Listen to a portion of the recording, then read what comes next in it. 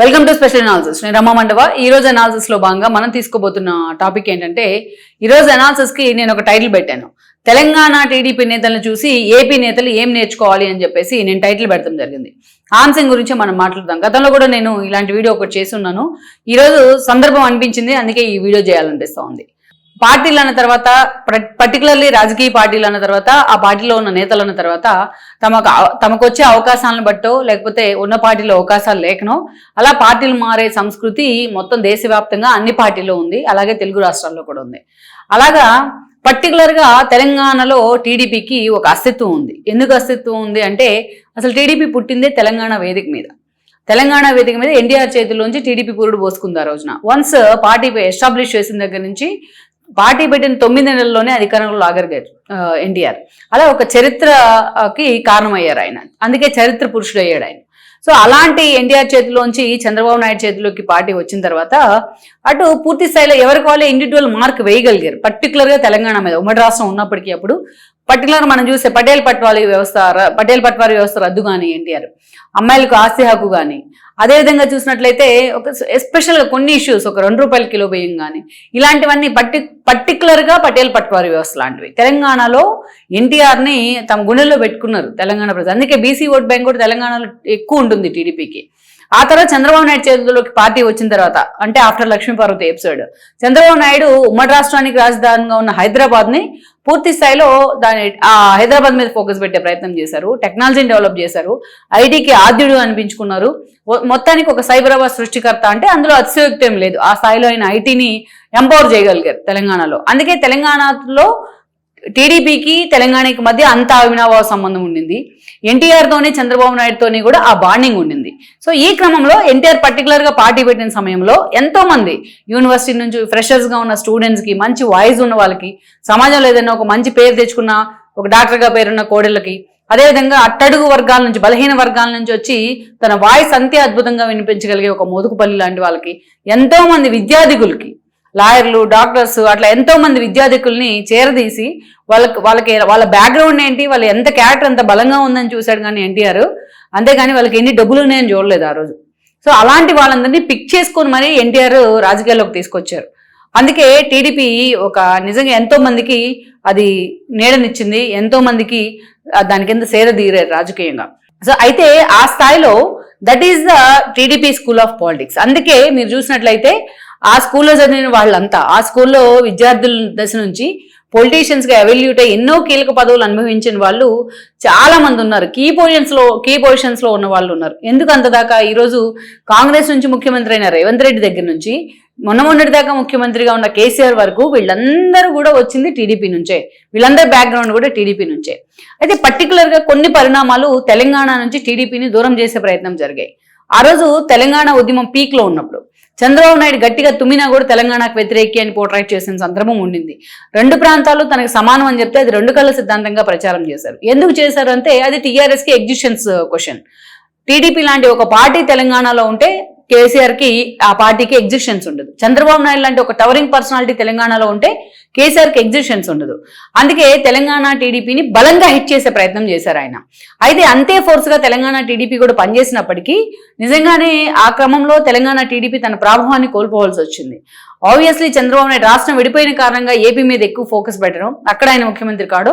Almost ఇక్కడ TDP నేతలకి existence issues వచ్చాయి.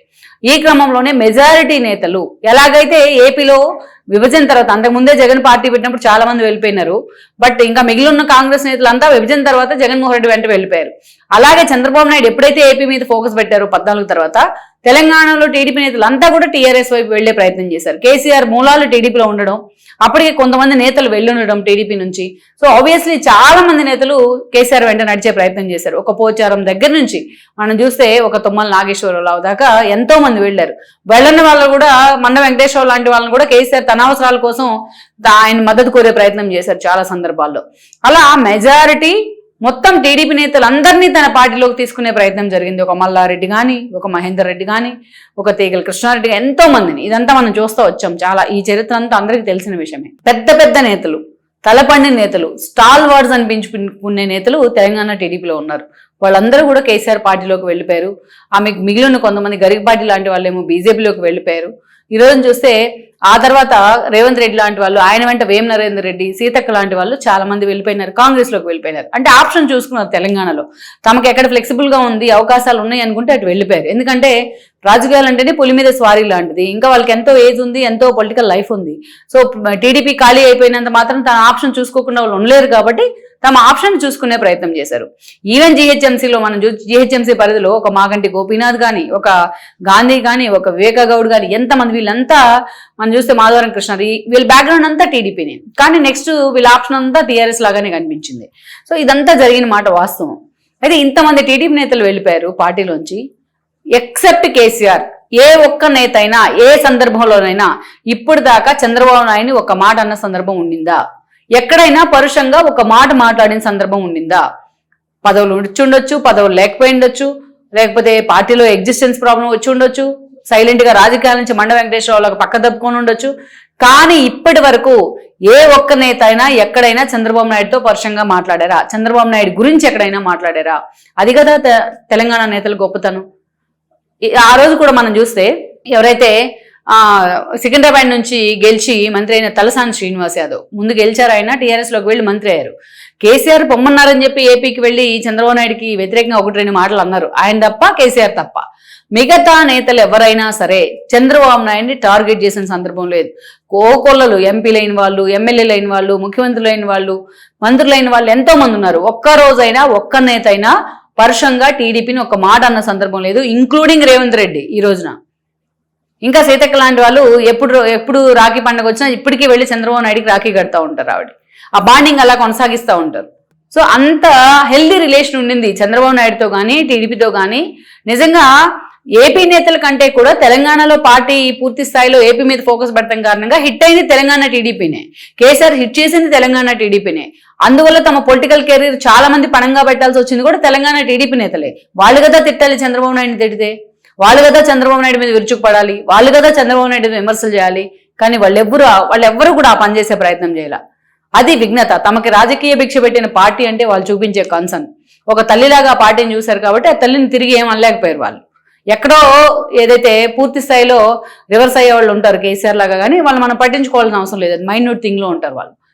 అదే ఏపీ నేతలు చూడండి మీరు, ఏపీ నుంచి కూడా ఇలాగే జరిగింది కొన్ని సందర్భాల్లో. జగన్మోహన్ రెడ్డి పార్టీ పెట్టిన తర్వాత టీడీపీలో తమకి ఎగ్జిస్టెన్స్ ప్రాబ్లం అనుకున్నారా, లేకపోతే టీడీపీ వైఎస్ఆర్సీపీ నుంచి పెద్ద పెద్ద ఆఫర్లు వస్తే వెళ్ళిపోయారో, కానీ ఒక కొడాలి నాని, ఒక రోజా, ఒక వంశీ, ఇలాంటి వాళ్ళు చాలా మంది వెళ్ళారు టీడీపీ నుంచి. ఈ ముగ్గురే, మిగతా చాలా మంది ఉన్నారు, కానీ ఈ ముగ్గురు గురించే నేను మాట్లాడతాను.